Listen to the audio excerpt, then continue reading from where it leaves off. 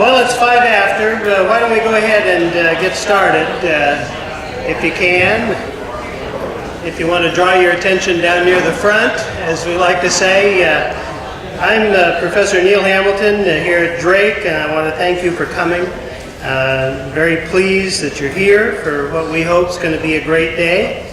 As you can see in the program, we've assembled a solid set of programs and speakers, and we're very excited about the information from today. Drake is very pleased to be able to organize and host this conference. I want to thank all the sponsors and exhibitors, and you might take a moment. Hopefully everybody got their program, and you should have got a program and a list of conference attendees, and you'll see on the back 2 pages sponsors and exhibitors, and people have displays out front. Make sure you get around and talk to them and thank them for their being here and what they can provide to you.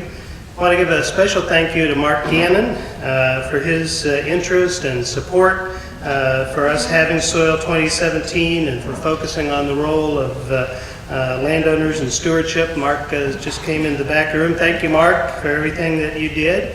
I want to thank my colleague Matt Russell. Matt, wave at him, farm boy from Anita. And Matt's the Resilient Agriculture Coordinator in the center, and the real laboring war on putting together this program. And our team from the law school, Anna Jordan, one of our students, and Sarah Hughes. Also want to thank Melissa Miller with the Water Center, Greg Townsend from Farmland Stewards Solutions. Lots of people to thank.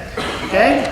Any comments, questions, anything for good of the cause before we begin? Matt, an announcement? Yeah, if you want to access Wi-Fi, it's the DU guest. So if you look at networks available, DU guest, click on that, connect to it, and then when you open the browser, I believe you'll ask you to register. So you're going to provide a cell phone number, and then you'll have access to wireless up here for 24 hours. So has anybody been able to do that successfully? Yes? Okay, people are on. Thank you, Matt. Anything else? Any other comments from anyone? Well, if not, we'll go ahead and fire things up. Again, I'm still Neil Hamilton from Drake Law School, and it's a real honor, opportunity to be able to visit with you on this subject of landowner duties and stewardship to our soil and water, a subject that obviously is dear to all of us. It's why we're here today, visiting with some of you in the hall who haven't gotten enough rain. The fact that the crops look as good as they do is a testament to the soil and its carrying capacity and how it can help us. So, this was the era of my parents, our Adams County farm down southwest Iowa. But we don't farm like our parents do, or like my parents do anymore. There's Zell. We all go through some changes in life. There's the young boy professor. Agriculture's changed, the laws changed, and you can ask me what it took to get that sash away from the beef queen that day, but Mark Pearson, an old friend, we were at the fair doing his radio show, and that happened. But the land and the values remain. Ray may recognize that combine and maybe even that field, because it's down on his farm. Well, my goals for today are 3. I want to talk about 3 main topics with you. First, I want to talk a little bit about Iowa's legacy of leadership on land stewardship.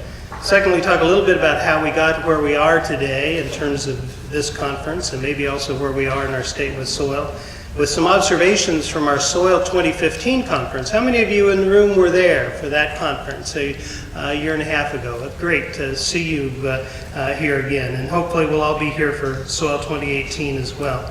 And third, I also want to share some thoughts on the role that landowners play in stewardship, which is obviously where you come in, and where you should probably be telling me about it. So my goal today is not to hector or lecture you, but instead to set the stage for our discussion.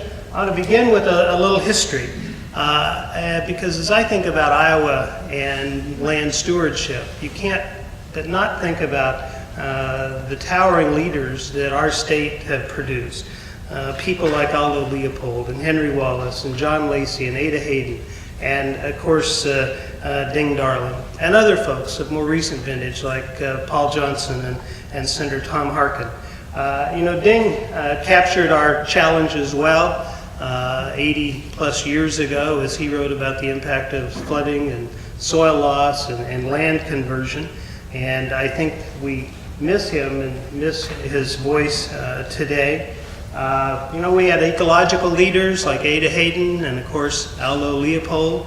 Leopold had many things to say about land stewardship. And, of course, here's a great quote from Leopold about the answer, the remedy being an ethical obligation on the part of landowners. And we had, and I'm pleased in that regard, as we speak about both Darling and Leopold, Sam Kaltinsky from the Ding Darling Institute's here with a display of Darling's work, and I'd encourage you to stop by and remind yourself of Darling. And of course, the Leopold Center is one of our co-sponsors today, and Mark Rasmussen will be with us a little bit later this morning. We also, of course, have political leaders from our history. You all recognize the chap on the right, Henry A. Wallace, perhaps I think Iowa's greatest agricultural leader. You might not recognize the fellow on the left, John Lacey, who was a congressman from Oskaloosa. But if you've ever heard of the Lacey Act or the Wildlife Protection Acts that protect migratory birds and feathered birds, or more recently, if you've ever heard about the fight over the presidential designation of monuments, he was the author of the Antiquities Act, which has been used probably to protect more acres and more sites in the United States than any other law.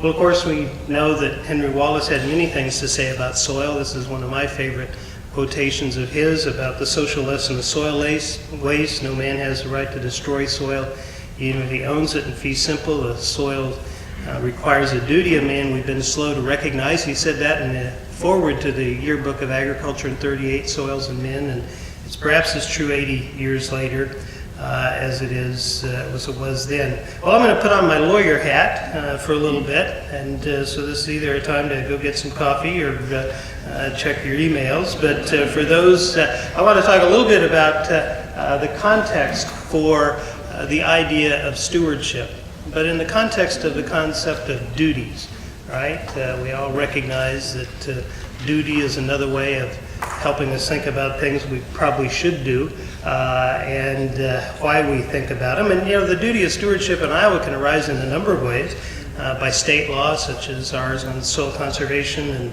compliance with soil loss limits, by the rules of participating in farm programs, such as conservation compliance, though it's important to recognize that the farm program rules aren't regulatory in nature because farm program participation is voluntary. You're being paid to do it. They can arise by a contract or conveyance. We're going to talk today a lot about written leases and farm leases. By a participation contract, right? If you're in the CRP or the CSP, if you've gotten cost-sharing money from the public, you signed a maintenance agreement that said you'd maintain the practice for a certain period of time. It might be in a conservation easement, such as one you might sign with the Iowa Natural Heritage Foundation or Nature Conservancy. It can arise by an implied covenant. Under Iowa law, and a lot of our farm leases are oral, and so if you ask yourself, well, what exactly is the legal content of an oral lease? Well, that's part of the challenge, is figuring that out, right? I mean, you hope you can remember what the tract was and what the rent was, and maybe the term, though an oral lease is only going to be for 1 year. But the courts also imply a number of implied covenants, such as the idea you have to give the property back at the end of the lease. Well, one of the implied covenants that the Iowa courts also recognize is an implied covenant of good husbandry. And then you can fill in the blanks in terms of what that means. It can arise by a marketing agreement, such as you have with a number of private groups getting into private conservation, supply management, and of course also by personal ethics. And that's what Leopold was talking about. Well, there are three key examples of Iowa case law and statutes on the duty of stewardship.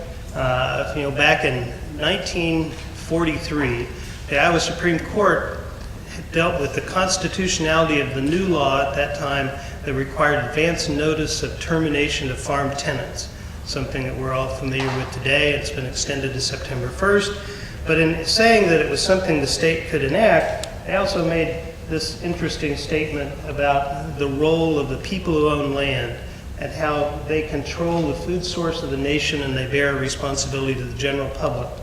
And they possess part of the national wealth, and laws designed to help them implement stewardship are within the state's police power. A power the state used in our soil conservation law, the law that establishes minimum soil loss limits, or maximum soil loss limits really, at the county level, and 161A43 making it the duty of every landowner to implement conservation practices. And the third piece of that pie was when that law was challenged, the constitutionality of it, almost 40 years ago in Woodbury County. And then when the Iowa court said, well, of course, right, the state can establish soil loss limits on landowners because of the importance of our soil resources to the state. It's a vital natural resource, it's our greatest resource, and we have the right to protect it. So even with those laws, we know that soil erosion is a reality, sometimes worse than others. Here's some of the soil we love so much that was being bulldozed off the bike trail next to the Des Moines River a couple of summers ago. And, you know, as I think about this legacy of leadership, I guess my question is, how do we make sure that this legacy of leadership doesn't become an ephemeral gully of inaction? And, you know, part of the challenge in that regard is thinking about our current reality. And, you know, what are our numbers on soil loss? And what is the real measure of our progress on water quality? What is our commitment to stewardship? And are we facing an increasingly contentious future? But you can all draw your own answers to those questions. But I think that we need answers. And then that's in large part where you come in, because in many ways you're, if not different, you're at least exceptional in terms of when it comes to land stewardship in your land. You are interested in what's happening on it and how it can be improved. That's why you're here. And, you know, there are a number of reasons of what may be going on in our state in terms of, have we lost some of our focus on soil conservation? Have we turned our attention to other issues? Are we unwilling to think about conduct that may be antisocial? Are we afraid to actually monitor the water because we're afraid of what we might find out? And, you know, because agriculture, and, you know, this is a comment that may strike you as hopefully not offensive. Maybe you might not believe it. But, you know, agriculture, its relation to water quality, is in large part unregulated, especially when it comes to cropping practices. There's very little in the Federal Clean Water Act that relates to agriculture because of the issue of non-point source. There's no local regulation on water quality in our state. And there are a number of agricultural practices that all of us may well engage in or do that we think about, whether it's putting in drain tile or clearing land or farming up to the bank of a stream or allowing the cattle to wade in the creek, or the timing and the amount of when we put on fertilizer. But it's important to recognize that almost all of those activities are free of any form of regulation. And that doesn't mean that they need to be regulated, but it means to the extent that people think about the impact those practices have, it's largely comes from your own heart and from your own mind. Well, so we can we change our situation to improve it? Well, I think we can. That's why we're putting on conferences like this, and right, so we have to acknowledge the reality of our situation. I think we have to give landowners and groups committed to stewardship the resources and support they need. And we have to actually provide, right, the funds that are needed to help make this happen. Well, you know, at our 2015 soil conference, we discussed many of these things. And I'm going to quickly list what I think were the 10 key observations that came away from that conference with, because they're in many ways the foundation that helped lead us to where we are today. One of them was that we need to ditch the idea of tolerable soil losses and instead think more about soil health. We need to change our thinking that there's a certain amount of erosion that we should accept and plan for, as opposed to shifting to thinking about soil health. We need to ramp up adoption of cover crops and continue our research on those and looking at their use and the use of other related field edge practices like vegetative buffers. Helping keep livestock on the land so that we have more grassland is certainly part of that. We have to engage ag retailers to make them, engage them in the effort to reduce nutrient loss and promote soil health. And we've had a couple exhibitors and speakers here today that are going to address those topics. We have to get landowners engaged in soil and water conservation. And of course, as I'm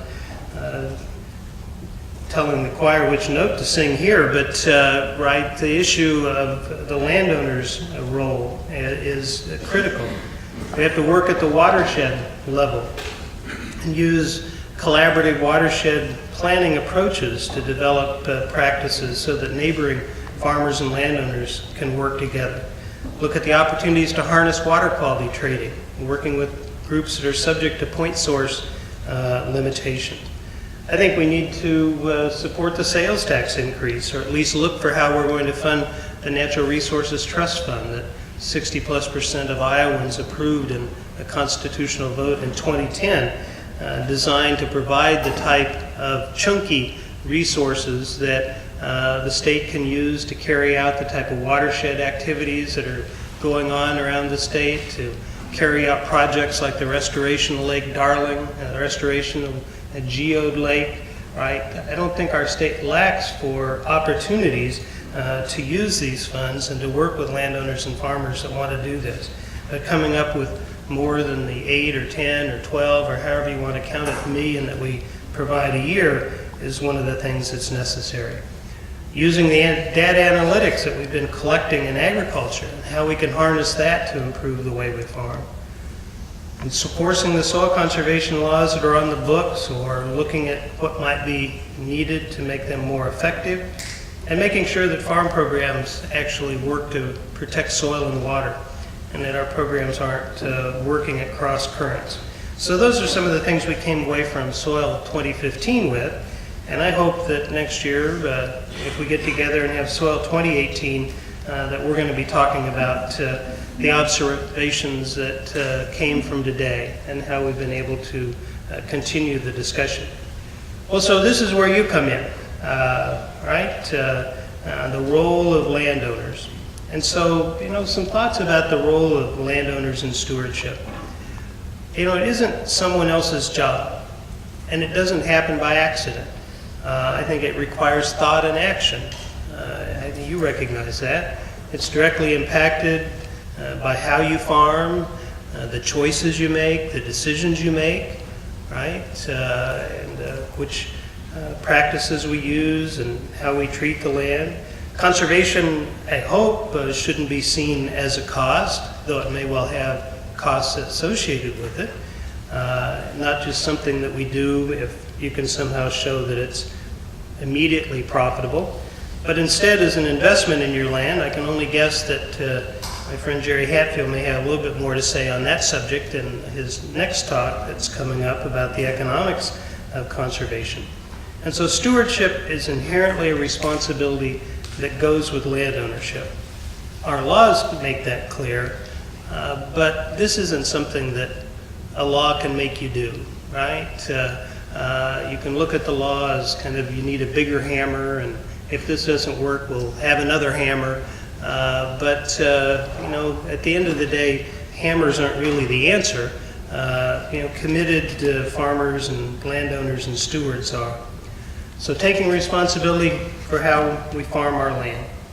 Well, to help set the stage, and we're off to a running start, and my gosh, I'm going to get done a half hour early the way we're going. To help set the stage for this, I sat back and I thought about, well, if I was going to create a list of questions or kind of a checklist of what I might ask myself as a landowner in terms of what's the way that I can gauge how I'm involved in stewardship. What would be on that list? And of course, there's nothing magic to this list. Though anybody that's ever had me in a class know I love to make lists, right? And you can always put things with numbers. But so here are 12 ideas or 12 questions that I come up with. The issue of our leases. Would they have provisions on soil conservation? Will we have communication and conversations with tenants and between tenants and landowners about soil issues rather than leaving it up to guess or to happenstance? Would we have updated conservation plans with the NRCS? I think there's a lot of confusion about who needs a conservation plan or whether you have a conservation plan or the purpose of them.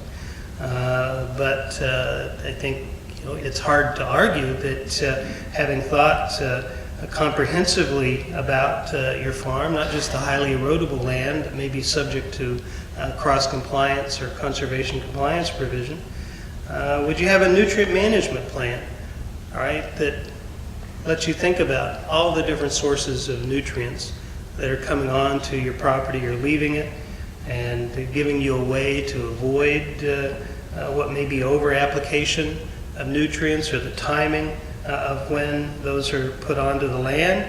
Of course, lots of places, swine manure or other forms of livestock waste are an important source of fertilizer, though I think you probably all know of anecdotes or situations where people have manure applied to their land but don't take any credit for it when it comes to the fertilization decisions because of either uncertainty as to the quantity or the quality or where it was located. And so, right, have we thought about that? Do we know whether or not our land is being used for manure applications? Buffer strips, would we have them along the streams so we aren't dragging iron out over the stream bank? Would we have grass waterways and be thinking about other investments in conservation? Would we fence the streams so that the livestock, if I was in a cow, hell, I'd love to be laying down in the middle of the stream. But that doesn't necessarily mean it's either good for the stream or the water quality or anybody else that might want to use it. Would we be using cover crops, experimenting with them the way any number of people do? And I know, Ray, you planted thousands of acres of them this year down in Adams County. And looking at other practices that we believe address water quality and improve soil health. Would we know the actual soil losses being experienced on our fields from the current farming practices and be seeking to reduce them? And I know Stan's here with Agrin, and the idea of having a real-time soil loss calculator, right? So that you have an idea of actually what's happening on the soil this year, right, at a farm level. And of course what Rick is doing with the daily erosion indicator at Iowa State is part of that as well.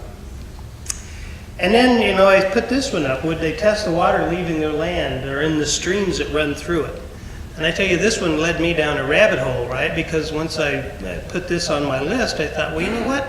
I'd kind of be interested in testing Sugar Creek that actually flows through our farm, right? It's a tributary of the Raccoon. We live south of Waukee. And so that set me out on a journey to try to figure out how you could actually test your water. And an unfruitful stop at Soil Conservation in Adel, who said they didn't do it. Try Extension, well, they didn't do it. The Iowa Water Program is in many ways almost defunct, though it's in the news this morning that it's being handed off from DNR to private organizations. And finally, I was out at Mark's office and talking about this, and Mark said, well, geez, do you want a nitrate soil testing kit? And I said, well, sure. And he went in the other room and gave me a box of a Retain kit, which was a project of the Conservation Districts of Iowa. Right? And so I'm happy that CDI is here, and they have some Retain kits out on their booth. I forgot to bring it in from the car and show you, but oh, it's neat. And I've tested the water on my creek a number of times.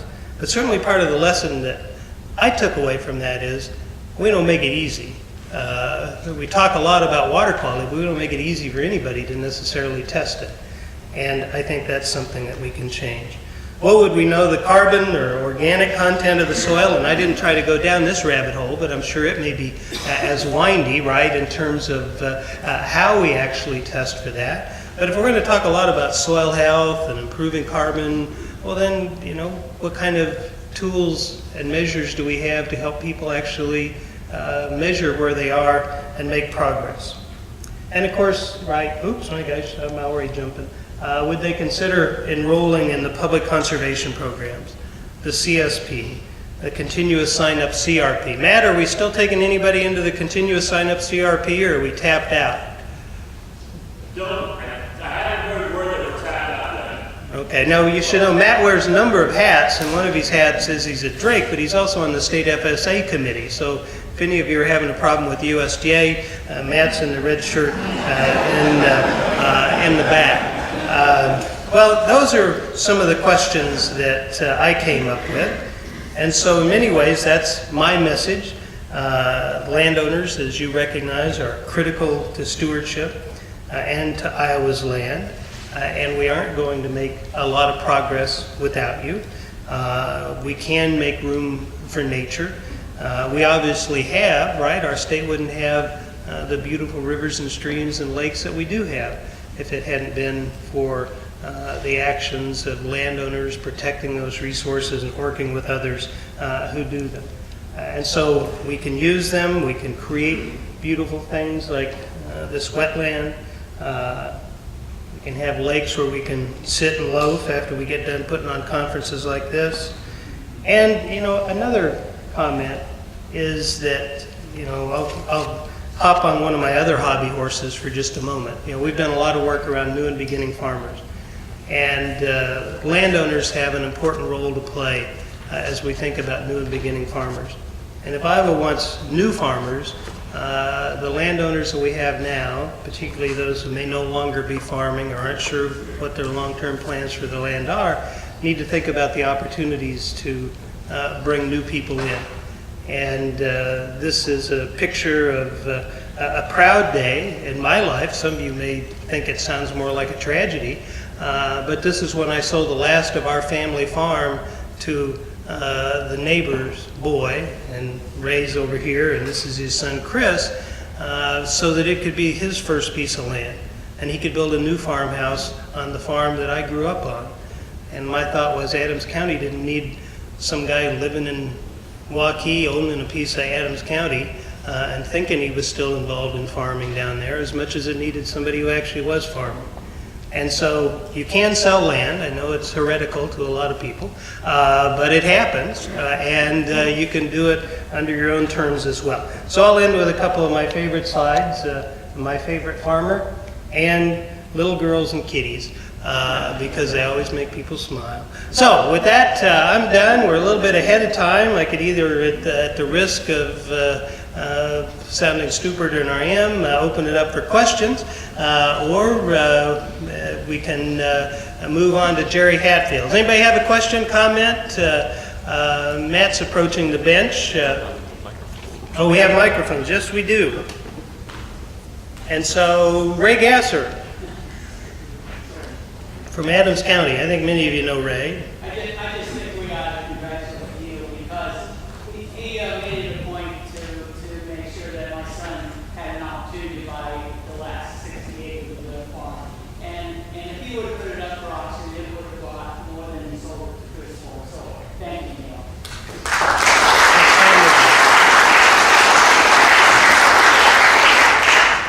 It's one of the proudest things I did. Right next to when we gave another piece, when I gave a piece of, my wife and I gave a piece of my great-grandfather's farm to Adams County Conservation Board to put in that prairie that you saw the picture of Hamilton Prairie. I just wish I had more land to give away. But other comments, observations? Question from Ms. Terry in the back. Mike over there, Matt, is it working? You're not so sure? Okay, well, so we got an early start. Right then. It's not working. Jen, can you shout loud enough, or want to try a different one? try this guy. I'll take them all. Well, the problem is they all Anybody has a loud voice that has a question? Okay. I think you got them all working. Right there. Yes. That's a lot of work for this. So my brother was killed in a farming accident several years ago, and his gravestone says steward of the land. And I think that he's probably rolling over right now to see what some people call stewardship. So I think if there's a way that you could talk about how we come up with a checklist, like a definition of stewardship, and start with 5 to 12 things that you have listed, how can we do that? Well, I think I appreciate that, and I'm sorry to hear about your family's loss and your brother. But that checklist of those questions was in some ways an attempt to do that. And if you didn't hear a question was, can we come up with some idea of a checklist of stewardship?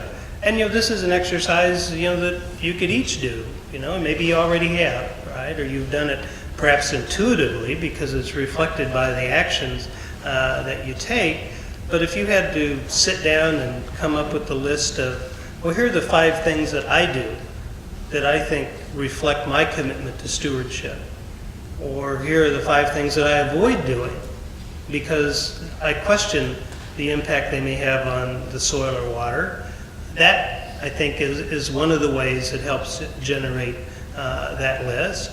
I realize that, we didn't fence our cattle out of the stream in 1960. I'm sure my dad would have thought, well, why would we spend that much money on fence, right? I mean, my God, the cattle like being in the water because we didn't necessarily, think about the water as being something other than it was ours. Even though when it went under the culvert over into the Bavards, right, it was somebody else. And as I wrote that comment about watersheds, it also made me think about that, right? Because I think that from a physical standpoint, right, as we think about water hydrologically, we understand that, well, yeah, thinking about a watershed, my gosh, that's our approach. It should be. Something that I do upstream could be swamped by the actions of somebody a mile away, right? That wipes out, right, the benefits that I added to the water. But I don't, at least, again, when I was growing up, I couldn't even have told you where that creek, right, that starts, and maybe Ray can. I think it runs into the 102 River at some point, right? And it even kind of starts in the back end of our section. But, we don't think that way, right? I mean, we think about grids and county lines and school districts and maybe where the mail route comes from, but we don't necessarily identify with the other people in our watershed, right, as thinking that in many ways we're probably more connected to them, certainly from a farming standpoint, than we might be what the school district is, and maybe even what the county line is, or the township line. And that's not to say that we need to go back and reorganize our soil and water conservation districts into watersheds, though the state of Nebraska did that a number of years ago, so it is possible. But there's another, I'm giving you a whole bunch of homework, right? I mean, do you know what your watershed is, right? Your Huck 12 watershed, kind of the smallest one that we use, and who else is in it? And, right, have you had a watershed meeting? Larry Weber and the Flood Center is leading this, HUD-funded project on watershed management approach in Iowa, and there's some great things happening based around watersheds. I think part of the reality is, though, that we're only doing it in a very small number of the watersheds that we have, right? Part of the lesson of the restoration of Lake Darling, and some of you may be down from the Washington County area, and of course Sam's here with the Darling exhibit, and one of the videos that he has is a video about the restoration of Lake Darling, right? But the state and the locals put together $16 million for that restoration of that lake and that park that was on the impaired waters list, was unsafe to use. The dam was leaking. The existence of the park and lake were really in doubt, but they put it together, right? They drained the lake, they rebuilt the dam, they rebuilt the park facilities, but they also entered into agreements with at least 59 of the 70 farmers and landowners in the watershed to put in permanent conservation practices to retain water and silt on their land to protect the quality of the water that's flowing into that lake. Well, you know, the lessons of Lake Darling could be applied in every watershed in the state, right? If you had that type of commitment or organization, or in that situation, a motivation, right, to protect that lake. And so that's why when I write that comment about how it's not somebody else's job, right? When you read about a watershed project, you think, wow, Hewitt Creek, we're going to hear from Jeff Pape later today about what they're doing up there. Well, you know, hopefully part of the inspiration from that is, well, we got to go home and think about what we can do in our watershed, right? I mean, there's no reason that it's somebody else's or just somebody else's project. So, well, nobody else is going to risk answering a question if they get a 15-minute answer. So I'll make the next one shorter, and we'll get ready to turn it over to Jerry here at some point. Jerry, when are you supposed to go on? 9 o'clock? Okay, you got your engine running so we can get you going sooner if we need to? Okay. Any questions, comments, anything else for the good of the cause? Anybody? Yes, Linda Bidner, former member of the State Soil Conservation Committee, right? Commissioners Association. What, that too. And we were on the Leopold Center board together for a long time. Just a comment, as those of us who are doing nesting, I think that I see a number of people with Harrisburg mine, we need to be sure we write those conservation processes into our estate plans so that they stick. We were involved in an unfortunate situation, but nonetheless, the conservation ethic that was my father-in-law's did not get written into his estate plan and failed to carry it to the next generation that was more interested in income than conservation. Well, yeah, that's an interesting question, because I think you can, and I appreciate it, and thank you for the remark. You know, one of the questions is, how do we do conservation so that it stays done, right? As opposed to having to do it every generation, right? Or every time the name on a deed changes or the name on a lease changes, right? And certainly there's going to be a certain amount of turnover. I mean, that's natural. But, you know, you would think we wouldn't have to keep learning these lessons. And, you know, one of the reports that came out in the last month or so that I'm sure many of you read concerned the issue of the CRP program. And I remember when the CRP program came around, 10 years seems like a long time. Oh my God, 10 years! You know, and compared to what we were doing at that time, 10 years was a long time. Well, it was 30-some years ago, right? We've been through 10 years, all right, since then. And there's been a number of properties that have been put into the program 2 or 3 times. And, you know, the CRP was an amazingly, and is, you know, a really important program. And I think that people may have forgotten the multiple purposes of the CRP when it was implemented in the 85 conservation title. It wasn't just a conservation program or a wildlife habitat program. It was also a set-aside program, right? It took us out of the business of annual set-asides. We use it for supply management. It was a financial, right, support program because it bailed out a lot of people who were in economic situation, and it stabilized land prices, right? I mean, land prices in southern Iowa had dropped much below what you could, in fact, pay for them with on a CRP rental agreement. And now some of those things today, right, I mean, we talk about the CRP and people are concerned about how the rental rates interfere with people's ability to access the property. But, you know, the issue about land coming back in after the CRP, right, I mean, after having been in and coming back into production, on the one hand, you can look at that and say, oh my gosh, we lost all that investment in conservation. And that's probably true if we thought the investment was permanent, right? We didn't lose the conservation that happened during that time, right? You can identify how much soil stayed in place during those years. But now, right, we're back to where we started again, right? And that soil may be in danger of moving again unless the system that we put in place on it makes sure that it's protected. And, you know, I think that you could come back and ask a question, well, you know, are there ways that we could use some of that money more effectively? I mean, we could have purchased, right, permanent easements for streamside buffers on most of that property, right? And actually had a permanent, right, conservation protection, still had the land in private ownership, still had it, right, available for people's use if they wanted to hay it or graze it or use cellulose on it or whatever. But we didn't think like that, right, with how we've implemented the CRP, at least historically.